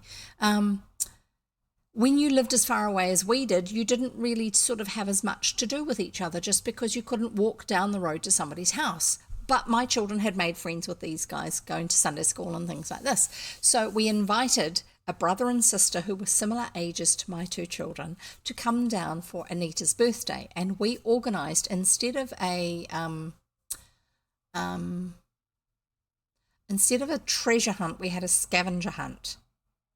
So the children were not quite old enough to read fluently. My children weren't, but the girl of these other two children, she was just that little bit older and she could read very well. So I made a scavenger hunt for them. They had to go and find things, not to make anything in particular, but it was a great way to get them out of the house exploring the farm that we lived on. So they had to go and find a feather. They had to go up to the woods and find an acorn and a whole lot of things like this.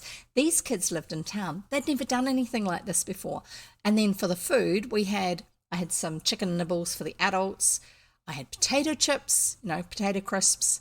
I had jelly for dessert. We had ice cream for dessert. We had birthday cake. We had fairy bread.